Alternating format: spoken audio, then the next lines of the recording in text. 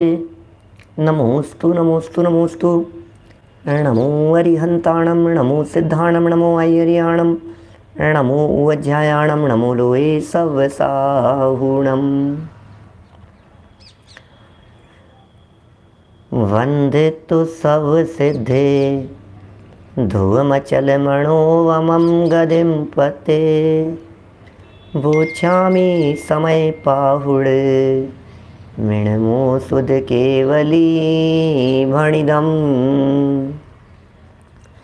नमः समय साराय स्वानुभूत्या चकासते चेत स्वभावाय भावाय सर्वभावांतरचिदे। जिन स्वानुभूति से खीरी मम स्वानुभूति मदिगिरी। श्री विमल धारा जैन श्रुत आनंद अमृत से भरी। समता प्रवाह बहावती रागादि विकल्प तोड़ी के। माँ सरस्वती प्रतिभाव वंदन दृष्टि निज में जोड़ी के। दृष्टि निज में जोड़ी के। ग्रंथराज समयसार जी यहाँ विराजमान है। आचार्य कुंद कुंद स्वामी की यह दिव्य देशना, अमृतमयी वचन, एक एक शब्द अत्यंत गहराई से निकले हुए हैं। हर गाथा में उस गायक भगवान आत्मा का स्वरूप बतलाया है जो मेरा स्वरूप है।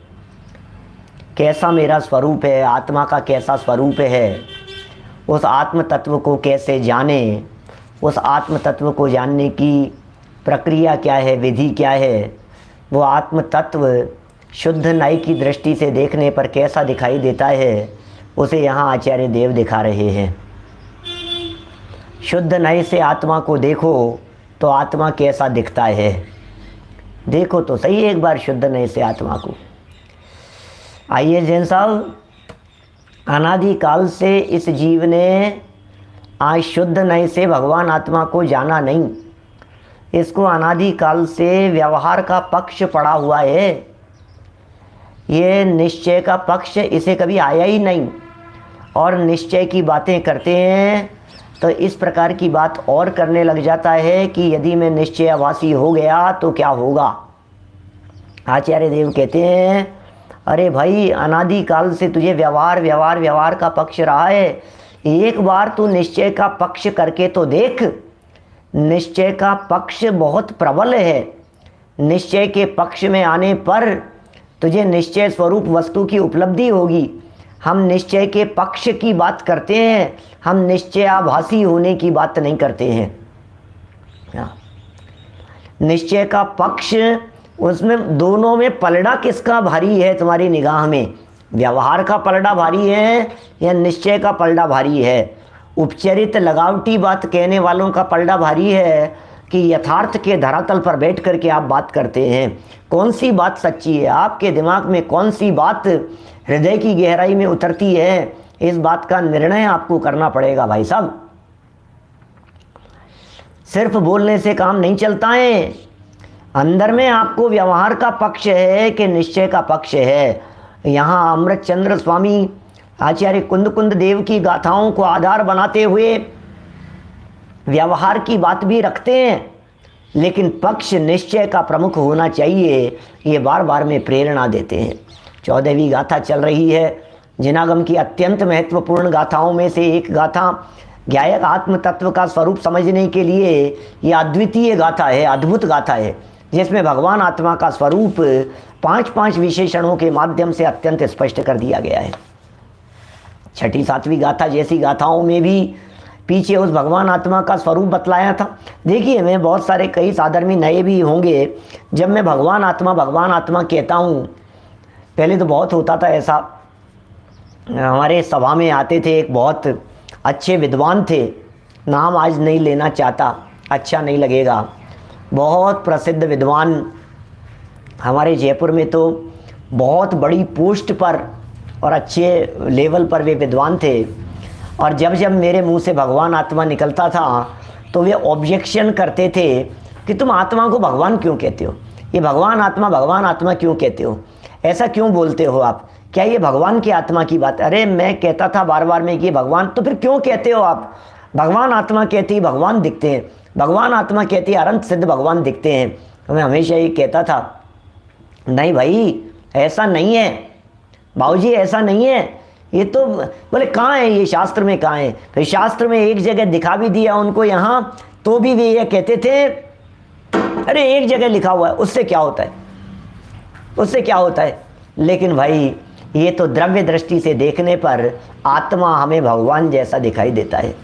सच में आत्मा की प्रतिष्ठा भगवान रूप से यदि इस युग में किसी ने की है तो वो गुरुदेव श्री ने की है।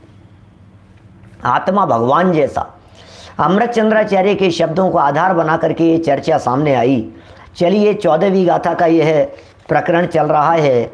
गाथा पद्यानुवाद पढ़ते हुए हम आगे बढ़ेंगे। बहुत ही महत्वपूर्ण गाथा है। 5-5 विशेषणों के माध्यम से ऐसी चर्चा तो पीछे आई नहीं, इस प्रकार की चर्चा तो। जो पसदिया पाणम, क्या लिख रहे हैं, जो पसदिया पाणम अबद्ध पुटम अनन्यम नियदम अविशेषम संयुक्तम तम शुद्धनयम वियाणी। जो पसदिया पाणम अबद्ध पुटम अनन्यम नियदम अविशेषम संयुक्तम तम शुद्धनयम वियाणी। अबद्ध पुट अनन्य नियत विशेष जाने आत्म को संयोग विरहित भी कहे जो शुद्ध नय उसको कहे। ओह क्या कह रहे हैं। 5-5 विशेषण फिर याद कराता हूँ, बार बार में याद करना। एक आध दिन और अभी शायद कल परसों तक चलेगी चर्चा। बार बार में याद करना इन बातों को, क्या याद करना। अबद्ध स्पष्ट, अनन्य, नियत, अविशेष और असंयुक्त। कौन कौन से 5 विशेषण कहे अजय भैया? अबद्ध स्पष्ट, अनन्य, नियत, अविशेष और असंयुक्त, ये 5 विशेषण दिए हैं। इन 5 विशेषणों में से अबद्ध स्पष्ट कह करके इस आत्म तत्व को बंधा हुआ नहीं है, कर्म बंधन के काल में भी मुक्त देखो, ये विधि बतलाई गई। अबद्ध स्पष्ट, अछूता है, पर से अछूता है। यह चर्चा पहले विशेषण के माध्यम से हुई और इस बात को समझाने के लिए जल में डूबे हुए कमल पत्र का एग्जाम्पल दे करके बात कह दी गई। उदाहरण भी याद रखना एक एक के लिए, एक एक के साथ में, क्या एक एक के साथ में जो दिए गए उदाहरण हैं उन्हें भी बराबर याद रखना। अबद्ध स्पष्ट के लिए उदाहरण दिया गया, कमल पत्र जिस तरह से डूबा हुआ है, क्या किसमें, पानी में डूबा हुआ है, उसके बावजूद भी वो रंच मात्र भी गीला ही नहीं होता है, वो सूखा ही रहता है। चिकने घड़े की तरह, चिकनापन जहाँ होता है ना, रूखापन जहाँ होता है, चिकनापन जहाँ होता है, छूता ही नहीं। ऐसे लगता है उसको 10 मिनट पानी में डुबोने के बाद में बाहर निकालो और हाथ से छुओ तो ऐसा लगता है कि ये तो गीला हुआ ही नहीं है। तो 10 मिनट में भी गीला नहीं हुआ और 10 घंटे यदि उसे पानी में रख करके बाहर निकाला जाए और फिर पूछा जाए बतलाइए जरा, क्या गीला ही नहीं हुआ है? तो छू के देखो, गीला ही नहीं हुआ। क्या एक ऐसा स्वरूप है जो स्वरूप यहाँ अबद्ध स्पष्ट के माध्यम से बतलाया गया है। अरे पानी के स्वभाव के नज़दीक जाकर के देखने पर, जल में डूबी हुई पर्याय के नज़दीक जाकर के देखने पर वो हमारे को ऐसा दिखाई देता है, डूबा हुआ ही है, पानी में ही डूबा हुआ है। और लेकिन कमल पत्र के स्वभाव के नज़दीक जाकर के देखने पर जब देखते हैं हम तो ऐसा दिखाई देता है कि वो तो पानी छूता ही नहीं। ये जो नज़दीक जाकर के देखने की चर्चा है, बार बार में पिछले 2-3 दिन से ये चर्चा आ रही है इस गाथा के आधार से। नज़दीक जाके देखो, नज़दीक जाके देखो। तो पंडित जी एक बात बतलाओ, ये नज़दीक जाकर के देखने के लिए तो हमारे को तालाब के पास में जाना पड़ेगा जहाँ कमल होंगे, हम कहाँ जाएं? आत्मा के स्वभाव के नज़दीक जाकर के देखने की बात करते हो तो हम कैसे स्वभाव के नज़दीक जाकर के देखें, कैसे पर्याय के नज़दीक जाकर के देखें? अरे भाई, यहाँ नज़दीक शब्द का प्रयोग उस विषय संबंधी ऊर्ध्वता के अर्थ में है, दृष्टि करने के अर्थ में है। समझ में आ रही है बात?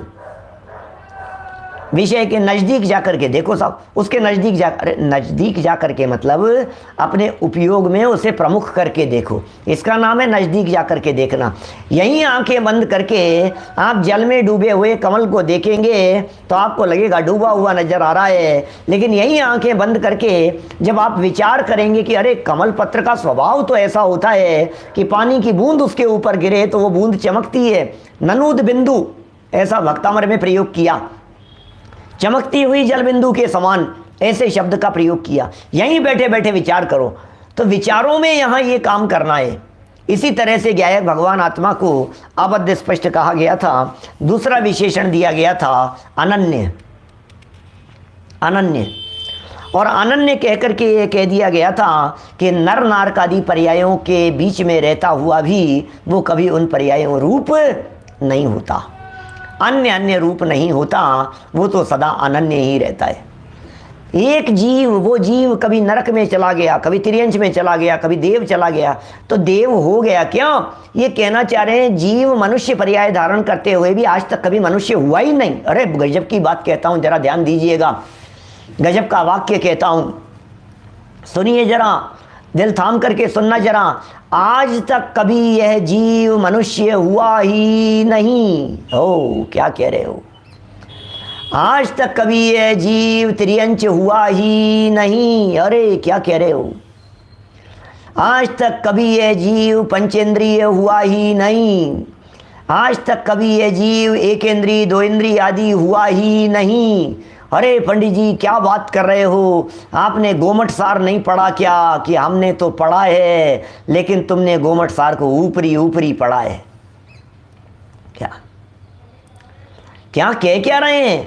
आज तक कभी चार इंद्रिय नहीं हुआ, आज तक कभी पंचेंद्रिय नहीं हुआ, आज तक कभी मनुष्य त्रियंच नहीं हुआ। कि हाँ नहीं हुआ। देखो सुनना जरा, मेरा तर्क सुनना, मेरी बात सुनना एक बार थोड़ा गंभीरता में जाकर के।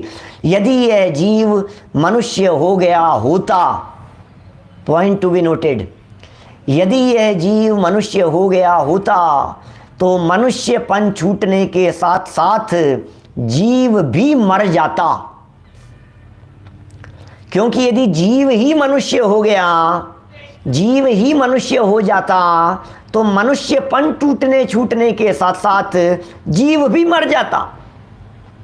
यदि ये जीव सच में तिर्यंच हो गया होता तो तिर्यंचपन छूटने के साथ साथ ये जीव का जीवत्व भी छूट जाता, क्योंकि जीव तो तिर्यंच हो गया। लेकिन हम ये कह रहे हैं जीव तो तिर्यंच दशा में भी जीव ही था, ये कभी तिर्यंच हुआ ही नहीं था। इसलिए तिर्यंचपन छूट जाने पर भी जीव का जीवत्वपना कायम रहता है। ख्याल में आ रही है बात? क्या कह रहे हैं? तिर्यंचपना छूट जाने पर भी जीव का जीवत्वपना कायम रहता है। पंचेंद्रियपन छूट जाने पर भी जीव का जीवत्वपना कायम रहता है। दो इंद्रिय एक इंद्रियपन छूट जाने पर भी जीव का जीवत्वपना कायम रहता है। इसका मतलब जीव कभी एक इंद्रिय हुआ नहीं, जीव कभी विकलेंद्रिय हुआ नहीं। विकलेंद्रियपन छूट जाएगा और जीव जीव ज्यों का त्यों रह जाएगा।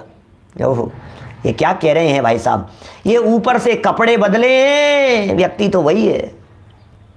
कल कितने उदाहरणों से अपन ने इस अनन्यत्व की चर्चा की थी। अनन्यत्व पने की चर्चा कितने उदाहरणों से की थी। बेसन के उदाहरण से बात की हमने, गेहूं के उदाहरण से बात की हमने, मीठे के उदाहरण से बात की हमने, हैं फिल्म स्टार के उदाहरण से बात की हमने, कितने उदाहरण दे दे करके आपसे चर्चा की। सुनो भैया, ये शरीर और शरीर के ऊपर पहने हुए कपड़े, अरे बदलते हुए कपड़ों के बावजूद भी अंदर रहने वाला शरीर ज्यों का त्यों है। इसी तरह से ये शरीर रूपी कपड़े बदल जाने के बावजूद भी अंदर रहने वाला जीव तो वही है। क्या इतने चेहरे बदले हमने, ये मुखौटे बदलते रहे और बदलने वाला कायम रहा। वाह, ये मुखौटे बदलते रहे, ये चेहरे बदलते रहे, ये ऊपर ऊपर से ये चेहरे बदल रहे हैं, बदलने दो इनको। और बदलने वालों में नहीं बदलने वाले को देखो जरा, ऐसी दृष्टि होनी चाहिए हमारे पास में। अनन्यत्व पना, और उदाहरण दे करके बतला दिया भैया। क्या उदाहरण दे दिया यहाँ, उदाहरण कितने दिए, मिट्टी के बर्तनों के उदाहरण दे दिए गए। अरे उन बर्तनों की दृष्टि से देखते हो, बर्तनों के आकार की दृष्टि से देखते हो तो तुम्हें विविधता नजर आएगी, स्वरूप में भिन्नता नजर आएगी, उनके कार्यों में भिन्नता नजर आएगी। लेकिन जैसे ही मिट्टी के स्वभाव की दृष्टि से जाकर के देखो, ओहो, मिट्टी के स्वभाव के नजदीक जाकर के देखो, मिट्टी को स्वभाव से देखो, इसमें भी वही मिट्टी है और इसमें भी वही मिट्टी है, रंच मात्र भी भेद नहीं है। ये बात यहाँ कह रहे हैं भाई साहब, क्या अनन्यपना दिखा रहे हैं। या अनन्यपने के लिए दूसरा उदाहरण दिया, मिट्टी के बर्तनों का उदाहरण देकर के पुकारा गया। खूब हो गई चर्चा। हृदय से यदि ये बातें समझ में आ जावे, ओहो, मिट्टी कभी घड़े रूप हुई नहीं थी, मिट्टी तो मिट्टी ही थी। क्या बात करते हो साहब, मिट्टी ही तो घड़े रूप हुई है। अरे ये घड़े रूप तो अवस्था हुई है, मिट्टी नहीं। घड़ापन मिट जाने पर भी मिट्टी तो मिट्टी ही रहेगी। सोने वाले सोने की बात करते हैं, गोल्ड वाले गोल्ड की चर्चाएं करते हैं, गोल्ड तो गोल्ड ही रहेगा, सोना कभी समाप्त नहीं होता। क्या आचार्य देव तो वनखंड में विचरण करने वाले कभी नगर की तरफ आए गाँवों में तो कुम्हार को काम करते हुए दिखाई दिया, उन्होंने तो वो उदाहरण दे दिया है। सोने का भी देंगे, कोई बात नहीं। नीचे उतर करके जो चौथा उदाहरण आएगा उसमें सोने की भी चर्चा की है, अभी तो मिट्टी की बात कर रहे हैं। मिट्टी की काया मिट्टी में मिल जावे कोई बात तो नहीं, लेकिन चेतन तो सदा काल चेतन रहे। वाह, देखो भाई साहब, संजय जी साहब क्या कह रहे हैं, जरा देखिए, यहाँ गजब के शब्द हैं। दो बिंदु यहाँ हो गए हैं, आत्म स्वभाव के नजदीक जाकर के देखो। सर्वतः स्खलित शब्द का प्रयोग किया था, ये बड़ा गजब का शब्द है। सर्वतः, सर्वतः मिला आपको शब्द 44 नंबर पेज पर, 44 नंबर पेज पर चर्चा चल रही है। सर्वतः अस्खलित, अस्खलित, अस्खलित, स्खलित फिसल जाना, स्खलित च्युत हो जाना, स्खलित छूट जाना। सर्वतः अस्खलित कभी नहीं छूटता। क्या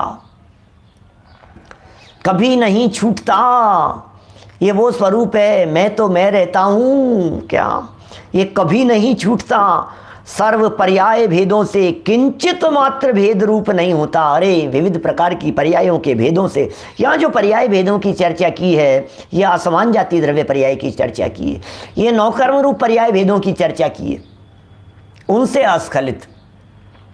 कभी तो हो जाएगा भाई साहब, कभी तो चूक जाएगा, हैं नहीं। एक चैतन्याकार, एक चैतन्याकार आत्म स्वभाव के समीप जाकर के अनुभव करो। चैतन्य आकार, चैतन्य आकार, चैतन्य आकार इसका मतलब शरीर आकार नहीं है। चैतन्य आकार मतलब हाथी के आकार का नहीं है। चैतन्य आकार का मतलब ये देह आकार नहीं है, वो चैतन्य आकार है प्रभु। अरे ये मेरा आकार नहीं है, मेरा चित्र ये नहीं है जो तुम बाहर में देख रहे हो, मैं तो चैतन्य के आकार का हूं। ज्ञान शरीरी चैतन्य तत्व की चर्चा चल रही है। ओह, मैं चैतन्य आकार, मैं चैतन्य का बना हुआ तत्व हूं। जिस तरह से मिट्टी के बर्तन मिट्टी के बने हुए दिखाई देते हैं, इसी तरह से चैतन्य का बना हुआ आत्म तत्व चैतन्य से ही निर्मित दिखाई देता है। ओ ये चैतन्य का निर्मित, ये चैतन्य से निर्मित, ये चैतन्य से बना हुआ ये तत्व, इसे चैतन्य मात्र देखो, ज्ञान मात्र देखो, ज्ञान मात्र देखो। अशरीरी देखो इसे, बाहरी शरीर से भिन्न देखो इसे। ये क्या दिखा रहे हैं भाई साहब, आत्म स्वभाव के समीप चैतन्य आकार देखना है। हम कैसा देख रहे हैं? अरे मेरी कमर थोड़ी सी झुक गई भाई साहब, क्या मेरी तो बात, कमर झुक गई थोड़ी सी। अरे मेरा तो पैर टेढ़ा हो गया, अरे हाथ ही टेढ़ा हो गया, ये उंगली मुड़ गई, मेरे तो ऐसा हो गया है, शरीर थोड़ा सा कमजोर हो गया, मैं थोड़ा सा मोटा। रे कौन से आकारों में देख रहा है भाई अपने आप को? चैतन्य आकार देख। शरीर ये असमान जाति द्रव्य पर्याय है, शरीर का संयोग ये असमान जाति द्रव्य पर्याय कहलाती है। ये नौकर्म दिखाई देता है और नौकर्म से ऊपर उठ करके देखना है हमारे को। नौकर्म से ऊपर उठने की चर्चा की जा रही है। चैतन्य के आकार को देखो। अशरीरी सिद्ध भगवान नहीं, अशरीरी चेतन में कभी रूप लखो अपना, अशरीरी ज्ञायक में कभी रूप लखो अपना। अशरीरी सिद्ध भगवान तो आपने कई बार सुना होगा क्या, लेकिन अशरीरी ज्ञायक, अशरीरी चेतन में अपना रूप देखो तो सही भैया। क्या बोलो, क्या कह रहे हैं ये? कभी स्खलित नहीं होता, कभी नहीं होता, स्वभाव को कभी नहीं छोड़ता। हाँ, जब पर्यायों के नज़दीक जाकर के देखोगे तो मनुष्य पना वो त्रियंच में नहीं है, त्रियंच पना वो देव में नहीं है, देव पना वो हाथी में नहीं है, हाथी पना वो घोड़े में नहीं है, कुत्ता बिल्ली में नहीं है। ओहो, ये जो दशाएं दिखाई दे रही है, एक दशा दूसरी दशा में नहीं है, लेकिन मैं सर्व दशाओं में व्याप्त होकर के रहने वाला एक चैतन्य तत्व हूँ। ऐसा चैतन्य तत्व हूँ मैं, चैतन्य के आकार वाला। ये कल पंक्ति रह गई थी थोड़ी सी, इसलिए आज इस बिंदु को मैंने थोड़ा सा वापस टच किया है। क्या चर्चा तो तीसरे बिंदु के बारे में करनी है, लेकिन ये जो चैतन्य आकार सर्व पर्याय भेदों से किंचित मात्र पर्याय भेद होते हुए भी पर्याय भेदों से भेद रूप नहीं होता। पर्यायों के भेद हैं, हमें कोई ऐतराज नहीं है। क्या पर्याय के भेद बराबर हैं, हमें कोई ऐतराज नहीं है। ये पर्याय न्यारी है, ये पर्याय न्यारी है, बिल्कुल सही बात है संजय जी साहब। जो कड़ा है वो कुंडल नहीं है, जो कुंडल है वो समझ लीजिए आप अंगूठी नहीं है, चैन नहीं है, ये सब नहीं है। ये बात बिल्कुल सच्ची है, लेकिन सोना तो सर्वत्र व्याप्त है भाई साहब। क्या कहें। ओहो, देखिए जरा यहाँ बात क्या कह रहे हैं, कितनी अद्भुत बात कह रहे हैं।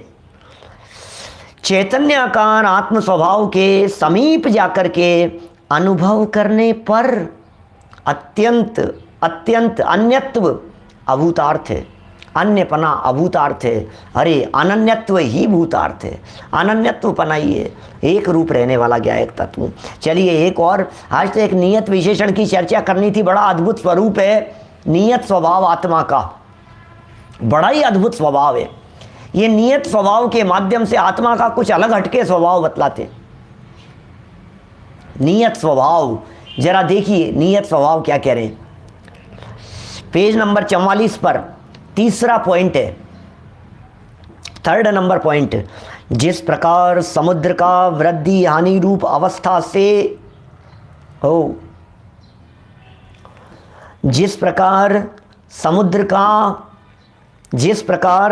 का क्या है, समुद्र का वृद्धि हानि रूप अवस्था से अनुभव करने पर अनियतता भूतार्थ है, सत्यार्थ है। समुद्र को देखो जरा, कभी देखा है आप लोगों ने समुद्र को? बहुत सारे लोग तो समुद्र के किनारे रहते होंगे, हमारे साधर्मी लोग। समुद्र दिखता है क्या, घर से समुद्र दिखाई देता है, कैसा लग रहा है? सोचना जरा इस तरह का। उल्लास भाई, समुद्र दिखता है, देखो सामने ये समुद्र दिखाई दे रहा है, कैसा लगता है आपको? घटता बढ़ता है ना, घट रहा है, बढ़ रहा है। मुंबई में कितने हमारे साधर्मियों के सी फेसिंग मकान हैं, घटता बढ़ता हुआ दिखाई देता है। हम लोग जब वहाँ जाते थे अध्यात्म स्टडी सर्कल में, तो रोज़ाना शाम को समुद्र किनारे घूमने के लिए जाते थे सब लोग। वहाँ शाम को रोज़ाना वहाँ समुद्र किनारे जाते थे और समुद्र किनारे जाकर के वहाँ टहलते थे। आदरणीय पंडित जी साहब, ज्ञानचंद जी बाबू जी साहब, उत्तम चंद जी पंडित जी साहब, अपने हेमचंद जी, सब लोग, तो शांति जी पाटिल, तो सब हम लोग जो थे ना, रोज़ाना आधे पौन घंटे भोजन करने के बाद में 1 घंटे वहाँ टहलने का काम था। रोज़ देखते थे वो। आज पानी इतना रह गया, आज पानी इतना रह गया, आज पानी इतना हो गया, आज देखो पानी यहाँ तक आ गया, मिट्टी वहाँ तक गीली दिखाई दे रही, यहाँ तक था पानी और ये रोजाना रोजाना घटते घटते ऐसा हो गया। क्या हाई टाइड होता है ना, ज्वार भाटा कहते हैं, ज्वार भाटा है। ज्वार भाटा जानते हैं? ज्वार भाटा क्या होता है? हिंदी का शब्द है ज्वार भाटा। तो रोज देखो ना, रोज सुनील जी भाई साहब, रोजाना देखो ना, आपको रोज फीलिंग में आता है ये इतना गया, ये इतना गया, ये इतना गया। अरे आधे आधे किलोमीटर तक पानी इतना डाउन चला जाए और बढ़ते बढ़ते इतना बढ़ जाए। तो यहां ये कह रहे हैं वृद्धि हानि रूप ज्वार भाटे की बात कह रहे हैं। भर्ती और ओट, क्या भर्ती ओट गुजराती के शब्द हैं, ज्वार भाटा हिंदी का शब्द है ना। भारती ओहोटी मराठी के शब्द हैं, ओहोटी भारती। अपने जैसे अलग अलग लैंग्वेज वाले सब सादर में सामने बैठे हैं। देखो क्या कह रहे हैं यहाँ पर, भर्ती ओट इसके संदर्भ में कह रहे हैं हाई टाइड्स, इंग्लिश में कहेंगे। देखो अब ये कह रहे हैं इस अवस्था का अनुभव करने पर अनियतता भूतार्थ है। ओहो, ये अनियतता भूतार्थ है। देखो अरे भाई साहब पानी और कितना बढ़ गया, अरे भाई साहब कैसा हो गया है। कृष्ण पक्ष के अंदर घटता चला जाता है और शुक्ल पक्ष में वो बढ़ता चला जाता है, और इस घटती और बढ़ती के पीछे समुद्र को हेतु जगत में कहा जाता है। समुद्र नहीं, सॉरी, चंद्रमा को। समुद्र की इस घटती और बढ़ती के पीछे चंद्रमा को हेतु कहा जाता है। चंद्रमा के कारण, चंद्रमा की गुरुत्वाकर्षण शक्ति के कारण, ओ देखो देखो देखो देखो, चंद्रमा की वजह से ये बढ़ता चला जा रहा है। और जैसे जैसे पूर्णमासी के दिन सबसे ज्यादा ऐसा ऐसा तेजी पर आ गया वो, और फिर क्या हुआ, अमावस्या के दिन देखो तो सबसे ज्यादा डाउन चला गया है। अच्छा, ऐसा गुरुत्वाकर्षण के कारण। मैंने अपने वो भारतीय विद्या भवन में लिया था एक सेमिनार, 2010 में लिया एक बार, और एक बार 2011 में। बड़ा सेमिनार 3-3, 4-4 घंटे का, 3.5-4 घंटे का। तो उसमें मैंने ये जैन ज्योतिष लोक के संदर्भ में जब चर्चा की वहाँ, तो उसमें हमने ये बात बतलाई है आपको। बहुत सारे साधर्मी होंगे सामने बैठे हुए में भी। तो हमने ये बात कही, भैया सुनो सुनो मैं क्या कह रहा हूँ एक बार।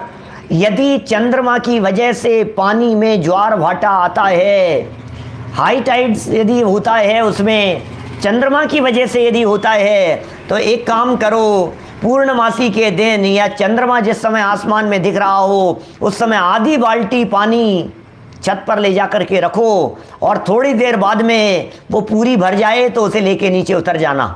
पानी की शॉर्टेज है ना थोड़ी सी, क्या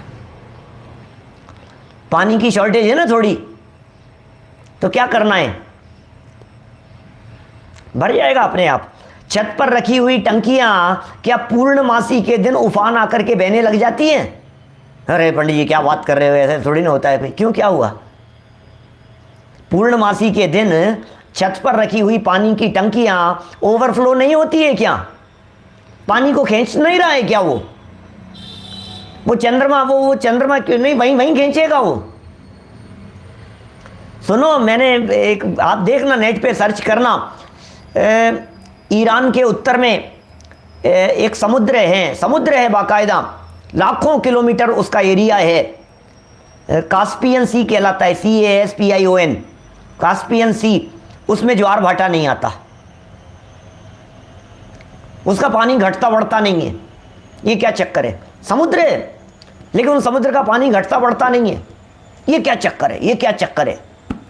अरे भाई साहब, ये सब लवण समुद्र का चक्कर है। जिनागम तो इसका जवाब लवण समुद्र से देता है। लवण समुद्र के नीचे पाताल हैं क्या, और वहाँ जो पाताल हैं उन पातालों में वहाँ ये रहते हैं, असुर कुमार आदि देव रहते हैं, कुमानुष द्वीप बसे हुए हैं वहाँ, और उनमें कुंभ कलश वगैरह हैं, अलग अलग तरह की बहुत लंबी चौड़ी व्याख्याएं हैं। माने उनमें पहले जल का स्तर, फिर जल और पानी का स्तर, और फिर हवा। जल और पानी तो एक ही होता है, अब मैं जल और पानी बोल रहा हूँ मैं भी। जल और हवा पहले जल है ऊपर कुंभ में, वहां पर, और फिर उसके नीचे उतरें तो जल और हवा, और फिर उसके नीचे उतरें तो हवा, और वहां का जो श्वासोच्छ्वास आदि है कृष्ण पक्ष और शुक्ल पक्ष की दृष्टि से, तो उसके कारण वो श्वास लेने से वो घटता बढ़ता है, वो पानी श्वासोच्छ्वास की वजह से। आपको पता है जितने सागर की आयु होती है उतने पक्ष में श्वासोच्छ्वास होता है, और ये जो भवनवासी आदि जो देव हैं इनकी उत्कृष्ट आयु ही एक सागर की है, असुर कुमार की।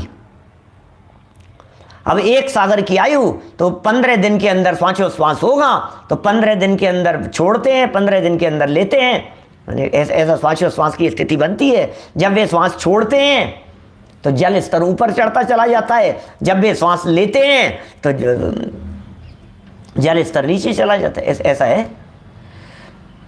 कौन जाने कौन माने इन सब बातों को, गहराई से विचार करने पर बातें ख्याल में आती है।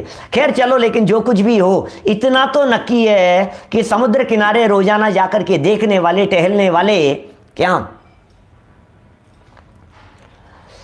उनको बराबर ये बातें ख्याल में आती है कि ये कम ज़्यादा हो रहा है। लेकिन फिर भी ये कह रहे हैं तथापि कह करके क्या कहना चाह रहे हैं, तथापि कह करके क्या कह रहे हैं ये? अरे भाई साहब, जैन भूगोल तो बड़ा गजब का है, क्या बात बतलाऊं आपको। अभी तो मैंने 2-4 मिनट आपसे चर्चा की है बीच में। यदि जैन ज्योतिष लोक के संदर्भ में चर्चा करो तो कितनी बातें, सूर्य चंद्र आदि गमन करते हैं लवण समुद्र के बीच से। सोचो आप, लवण समुद्र में, समुद्र के जल स्तर से, समुद्र का जो जल स्तर है वो 11,000 योजन की ऊंचाई पर है, और ऊपर जाकर के पूर्णिमा के दिन वो 16,000 योजन की ऊंचाई पर हो जाता है समुद्र का जल स्तर सेंटर से। वहाँ लवण समुद्र के अंदर ऐसे बढ़ता है, और लवण समुद्र का पानी बढ़ता है तो जो ये समुद्र आपके सब जुड़े हुए हैं लवण समुद्र से, उनमें पानी की वृद्धि होती चली जाती है। जो समुद्र ये लवण समुद्र से जुड़े हुए हैं, और जिस कास्पियन सी की मैंने आपसे बात की वो लवण समुद्र से अनटच होगा, अछूता होगा, कहीं उसका जॉइंट नहीं होगा वहाँ से, इसलिए वहाँ पानी के घटने बढ़ने की स्थिति दिखाई नहीं देती है।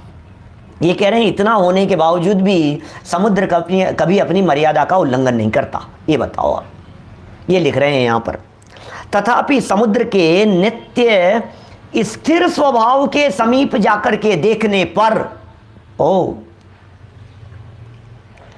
सोचना जरा क्या लिख रहे हैं, समुद्र के नित्य स्थिर स्वभाव, समुद्र के नित्य स्थिर स्वभाव, ये स्वभाव है समुद्र का, उसके समीप जाकर के अनुभव करने पर अनियतता भूतार्थ भाषित होती है। अरे ये क्या अनियतता है, समुद्र तो नियत रहता है सदाकाल, समुद्र में कभी बाढ़ नहीं आती। अरे छोटी छोटी सी नदियों में बाढ़ आ जाती है, नदियों में बाढ़ आ जाती है तो गांव के गांव बह जाते हैं।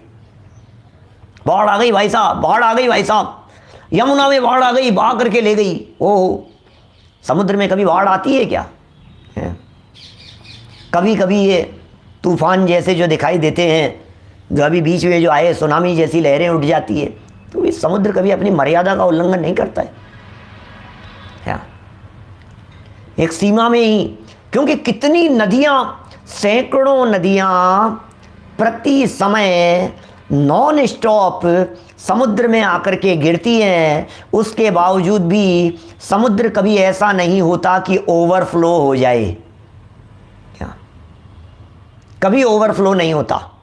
भैया समुद्र तो भर गया, अब ये नदियां बराबर इसके अंदर जाती रहेगी तो समुद्र का क्या होगा? समुद्र के अंदर बड़वानल जलता है, समुद्र के अंदर अग्नि जलती है, उसे बड़वानल कहते हैं।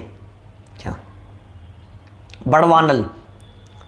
जंगल की अग्नि को दावानल कहते हैं, पेट की अग्नि को जठरानल कहते हैं। अनल माने अग्नि, जठराग्नि जल रही है, समुद्र में बड़वाग्नि जल रही है, वाग्नि जल रही है, वो उसे बराबर मेंटेन करके रखती है कितना भी पानी आ जाए। नदियों की तो ऐसी स्थिति है, माने बरसात के समय में वे नदियां बहुत ऐसे उफान आ जाता है और बाढ़ जैसी स्थिति बन जाती है, और गर्मियां यदि बहुत ज़्यादा हो जावे, क्या गर्मियां बहुत ज़्यादा हो जाए तो नदियां सूख जाती है। क्या गर्मी बहुत ज़्यादा हो गई साहब, सूख गई, लेकिन कभी आपने देखा समुद्र सूख गया? गर्मी इतनी तेज पड़ी भाई साहब, इतनी तेज गर्मी पड़ी, इतनी तेज गर्मी पड़ी, समुद्र सूख गया। ओ समुद्री, अरे भाई साहब समुद्री सूख गया। ये जो समुद्र के अंदर जब ब्रिज बनते हैं तो ये कब बनाते होंगे, ये ब्रिज वगैरह जो बनाते हैं समुद्र वगैरह में ब्रिज, जिस समय समुद्र सूख जाता होगा बिल्कुल उस समय आप ब्रिज बना दो समुद्र में। अरे क्या बात कर रहे हो भाई साहब, क्या ऐसा थोड़ी ना है। समुद्र कभी नहीं सूखता है, कभी नहीं सूखता है। समुद्र में उफान कभी नहीं आता है। ये थोड़े बहुत पानी के प्रवाह से थोड़ा बहुत ये तूफान उफान जैसे ये सुनामी जैसी लहरें उठती हुई दिखाई देती है, कुछ दम नहीं है इसमें। और आप उस नियत स्वभाव को जानते हैं। हमारे समुद्र किनारे रहने वाले साधर्मी लोग वे बराबर इस चीज़ को जानते हैं, इसीलिए इतनी ऊंची ऊंची बिल्डिंगें समुद्र किनारे दिखाई देती है। उन्हें पता है कि ये बिल्डिंगें बराबर बनी रहेगी अपने जीवन पर्यंत, कोई दिक्कत नहीं है। क्या देखिए ये क्या कह रहे हैं, ये तो अभी क्या दिखाया यहाँ, समुद्र का अनियत स्वभाव भी दिखाया और नियत स्वरूप भी दिखाया, दोनों तरह से दिखाया। समुद्र का अनियत स्वरूप माने कम ज़्यादा हो रहा है, और नियत स्वभाव दिखाया। नियत स्वभाव कैसा दिखाया कि सदा काल समुद्र समुद्र रूप से बना रहेगा। अरे इन समुद्रों की क्या बात करें, ये तो समुद्र ही नहीं है कुछ। सुनो और गजब की बात कहूँ यदि आपसे, जिन समुद्रों को आप समुद्र कह रहे हो, जिन समुद्रों को आप समुद्र मान करके बैठे हो, जहाँ समुद्र किनारे आप कभी चले जाते हो क्या घूमने के लिए, टहलने के लिए, अरे ये समुद्र नहीं है। इन समुद्रों की तो प्राकृतिक ऐसी स्थिति है कि ये समुद्र कभी छूट जाएं और खाली भी हो जाएं।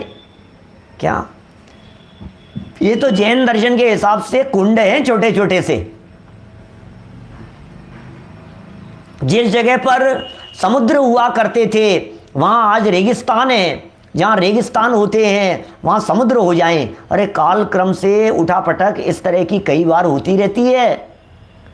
आप इतिहास उठा करके देखो तो आपको ऐसा पता लगेगा, पंजाब जहाँ है, अपने पंजाब के आसपास में कोई समुद्र नहीं है, लेकिन वहाँ भी किसी समय में समुद्र हुआ करता था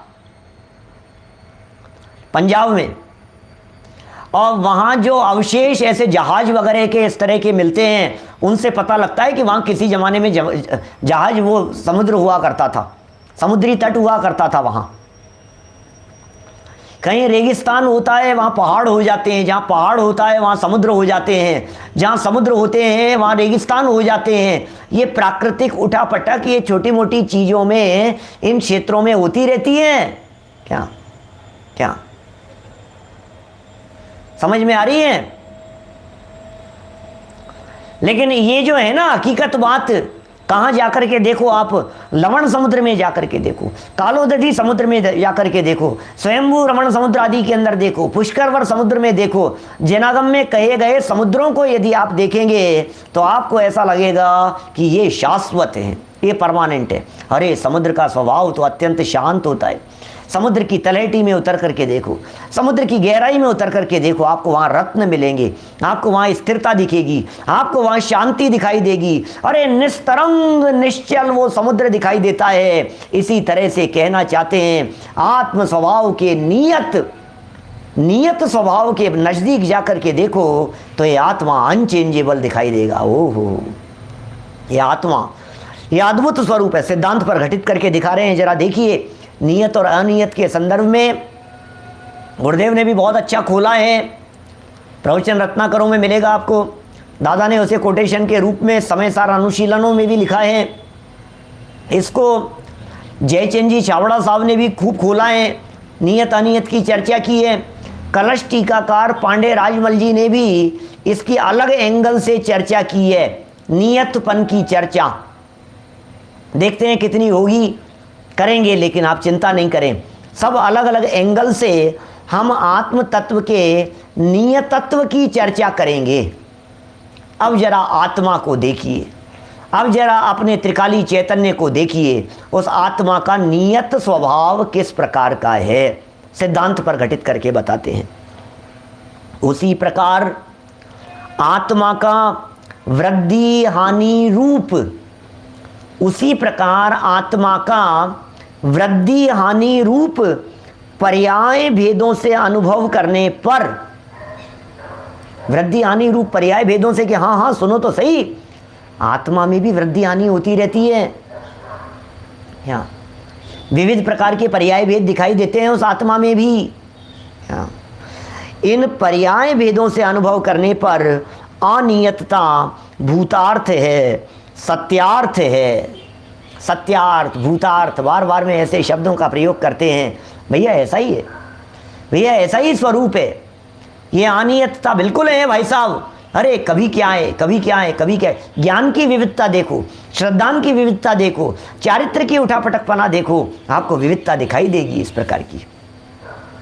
कैसा दिखाई देता है जरा देखिए, ज्ञान से, आत्मा के ज्ञान को देखिए जरा, क्या दिखाना चाहते हैं। अरे हर समय ज्ञान बदल रहा है। चींटी की अवस्था में चला गया तो ज्ञान क्षीण था, 2 इंद्रिय में चला गया तो ज्ञान क्षीण था, पंचेंद्रिय में चला गया तो ज्ञान और बढ़ गया, 1 इंद्रिय से 2 इंद्रिय में, 2 इंद्रिय से 3 इंद्रिय में, 3 इंद्रिय से 4 इंद्रिय में। ज्ञान की अवस्थाएं निरंतर बदल रही है। ये ज्ञान का हीनाधिकपना, क्या ज्ञान का हीनाधिकपना बराबर चलता रहता है। अरे सुनिए, उनकी तो छोड़िए, हमारी अवस्थाओं में परिवर्तन हो रहा है। प्रति क्षण, प्रतिदिन, प्रतिपल हमारी वर्तमान ज्ञान की पर्याय में हीनता भी आ रही है और हमारी ज्ञान की पर्याय में अधिकता भी आ रही है। जिनागम में इसे, क्या इसे हमारे यहाँ जिनागम में षटगुनी हानि वृद्धि कह करके पुकारा है। 6 प्रकार से हानि होती है, 6 प्रकार से वृद्धि होती है। ये सब चर्चाएं की है इस प्रकार की हमारे यहाँ, गुरुदेव श्री ने की है इस प्रकार की चर्चा। मैंने बतलाया ना आपको, जयचंद जी चावड़ा साहब ने अपने भावार्थ में चर्चा की है, षटगुनी हानि वृद्धि की चर्चा की है, गुरुदेव ने की है, दादा ने की है। इसके नियत प्रदेशत्व की चर्चा तो उन्होंने कलश टीकाकार ने बड़ी गजब की है। सुनो कुछ बातें आपको बताता हूँ, है हमारे पास में अभी थोड़ा सा समय, 8-10 मिनट। सुनिए, ये जीव का ज्ञान कितना बढ़ जाता है। अनादि काल से लेकर आज तक यदि हम देखें तो पिछली भूतकालीन अवस्थाओं में हमारा ज्ञान कितना कितना बढ़ा है। 11 अंग 9 पूर्व तक का ज्ञान हो गया, बढ़ते बढ़ते मिथ्या दृष्टि के योग्य। क्या बोलो, सोचना जरा, ज्ञान बढ़ते बढ़ते 11 अंग 9 पूर्व तक का ज्ञान हो गया। क्या 11 अंग 9 पूर्व तक का ज्ञान हो गया। कहां तक? आत्मा का ज्ञान बढ़ते बढ़ते विकास, स्वयं विकास होते होते वहां तक पहुंच जाता है। और आत्मा का ज्ञान घटते घटते अक्षर के अनंतवें भाग तक ज्ञान रह जाता है। अक्षर के अनंतवें भाग ज्ञान, निगोदिया का ज्ञान। आप सोचो निगोदिया का ज्ञान कितना है। एक निगोद शरीर में अनंत जीव है। क्या बोलो, सोचना जरा, एक निगोद शरीर में अनंत जीव हैं और उन प्रत्येक जीवों का ज्ञान कितना है, निगोदिया जीव का ज्ञान कितना है। अक्षर के अनंत में भाग ज्ञान है निगोदिया जीव का। लब्धा पर्याप्तक सूक्ष्म निगोदिया जीव का ज्ञान कैसा है, कितना अल्प ज्ञान है। एक अक्षर क इतना सा बोला, अब क के अनंत में भाग ज्ञान। आप सोचिए कितना सा ज्ञान होगा। अक्षर को कभी अनंत के अक्षर को के लिए केवल ज्ञान शब्द का प्रयोग करते हैं। अक्षर माने केवल ज्ञान। क्या अक्षर माने केवल ज्ञान, तो अक्षर के अनंतवें भाग माने केवल ज्ञान के अनंतवें भाग। ऐसा अब कितना सा ज्ञान रह गया और फिर वो ज्ञान बढ़ता चला गया। सबका ज्ञान बराबर थोड़ी ना। अपन लोग जितने लोग सुन रहे हैं, जितने लोग सुनते हैं, क्या उन सबका ज्ञान बराबर तो नहीं है विवेक जी। सबका ज्ञान बराबर नहीं है ना। इसका मतलब ज्ञान, अच्छा जितने लोगों को आप जानते हो, जितने लोगों को आप जानते हो उन सबको जरा देखिए आप। क्या यह हानि वृद्धि की रेंज बतला दी हमने, कहां से कहां तक। निगोदिया से लेकर के 11 अंग 9 पूर्व के ज्ञाता द्रव्यलिंगी, क्या 11 अंग 9 पूर्व के ज्ञाता मिथ्या दृष्टि, इतना ज्ञान, इतनी रेंज है, और इस रेंज के अंदर बराबर उठापटक होती रहती है, बराबर उठापटक होती रहती है, ये ज्ञान ही नादिक होता रहता है। अभी और गजब की बात कहूँ आपसे, अभी तो ये 11 अंग 9 पूर्व तक का ज्ञान और निगोदिया की बात की हमने, बाकलीवाल जी साहब।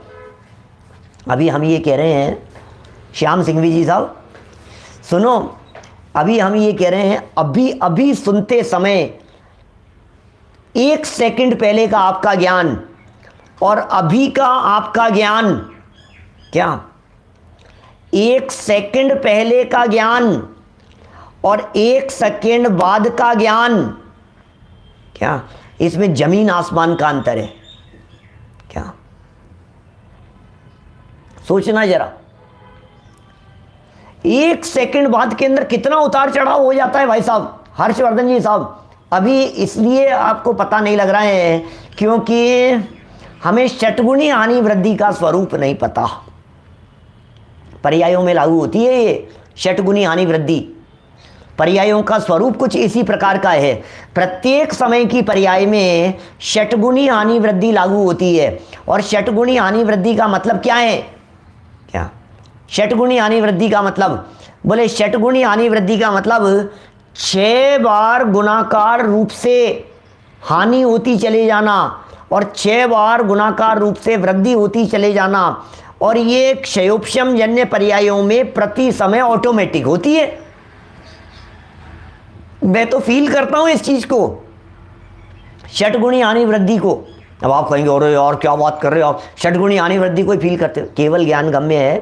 फील करने का अर्थ मोटा मोटा यदि आप थोड़ा सा सूक्ष्म रीति से देखने की कोशिश करेंगे ना विपुल भाई कंदी जी, यदि आप मोटा मोटा देखने की कोशिश करेंगे ना तो आपके पकड़ में आएगा। ज्ञान की पर्याय को देखना, ज्ञान की पर्याय का विषय क्या बन रहा है।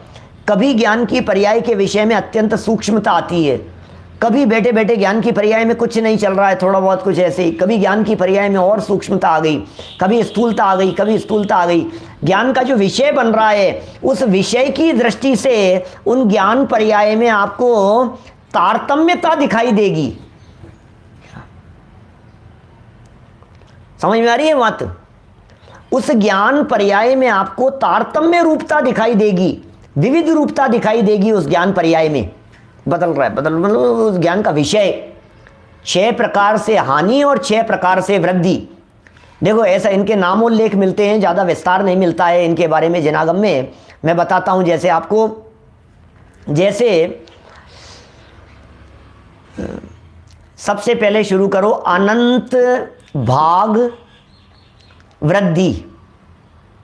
अनंत भाग वृद्धि इसका मतलब अनंत में हिस्से में पहुंच करके इतनी सी वृद्धि। फिर अनंत भाग वृद्धि से असंख्यात भाग वृद्धि, इसका मतलब वृद्धि की मात्रा बढ़ गई। फिर संख्यात भाग वृद्धि, वृद्धि की मात्रा और बढ़ गई। फिर संख्यात गुण वृद्धि, फिर असंख्यात गुण वृद्धि, फिर अनंत गुण वृद्धि। ये 6 नाम दिए हैं। क्या समझ में आ रही है यहाँ बात? तो ये 6 प्रकार से वृद्धि हो गई। अब 6 प्रकार से हानि की बात कीजिए। क्या तो 6 प्रकार से हानि की बात करो तो हम कहेंगे अनंत भाग हानि, फिर असंख्यात भाग हानि, संख्यात भाग हानि, फिर संख्यात भाग हानि, संख्यात गुण हानि, फिर असंख्यात गुण हानि और अनंत गुण हानि। तो इस तरह से 6 प्रकार से वृद्धि और 6 प्रकार से हानि। नहीं समझ में आया होगा, लेकिन मैं इतना कहना चाह रहा हूं, आप इसको बराबर फील करेंगे तो आपको वर्तमान ज्ञान के विषयों में विविधता नजर आएगी। कभी आपका ज्ञान शून्यता की तरफ जाता हुआ सा दिखाई देता है, कभी आपका ज्ञान उपयोग नहीं लगा, क्या चला गया, कुछ नहीं, बस अंधकार सा छाया हुआ था, कुछ भी नहीं था। ये क्या हुआ, ये क्या हुआ? तो ये जो विविधता दिखाई दे रही है, कह रहे हैं इस विविधता के काल में भी ज्ञान तो ज्ञान रूपी है। ये स्वभाव, ये नियतपना यहां दिखाना चाहते हैं। अभी तो अनियतपना दिखाया हमने। ज्ञान को, ज्ञान की पर्याय को विविधता रूप से देखने पर अनियतपना दिखाई दे रहा है। ज्ञान को कैसा देखा आपने?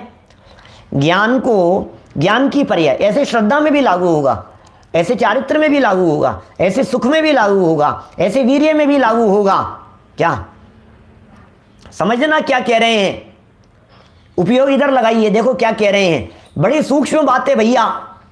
दूसरी तरफ उपयोग जाने में उपयोग भटक जाएगा, खत्म हो जाएगा, मूल बात निकल जाएगी, मुद्दे की बात। बहुत उपयोग की एकाग्रता पूर्वक एक ही बात, बस जो बात कही जा रही है उधर उपयोग लगा करके सुनो जरा।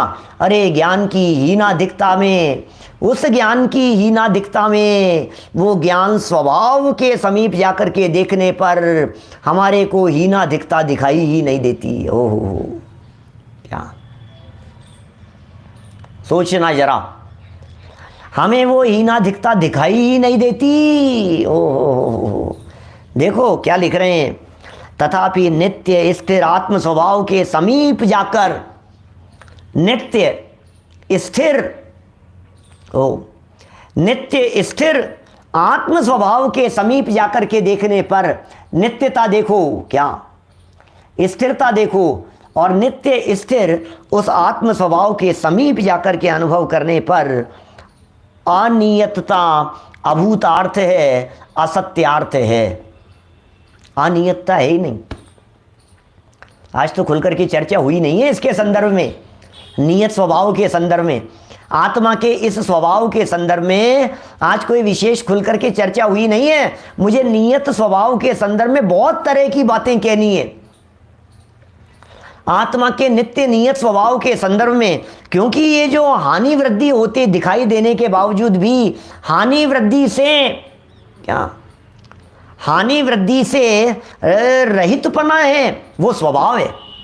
दिख रही है भाई साहब, ये पर्यायों की विविधता दिखाई देगी। ये अर्थ पर्यायों की विविधता, औपशमिक भावों की विविधता, क्षयोपशम भावों की विविधता, औदैहिक भावों की विविधता, ये सब विविधता होने के बावजूद भी बोले पारिणामिक भाव सदा काल एक जैसा है। क्या समझ में आ गई क्या बात? कुछ क्षायिक भाव में भी सुनो, क्षायिक भाव रूप जो पर्याय है ना, उन पर्याय, वे पर्याय भी नियत नहीं है षटगुनी हानि वृद्धि की दृष्टि से देखा जाए तो। षटगुनी हानि की वृद्धि से देखा जाए ना तो वे क्षायिक भाव रूप पर केवल ज्ञान पर्याय बोले वो भी नियत नहीं है।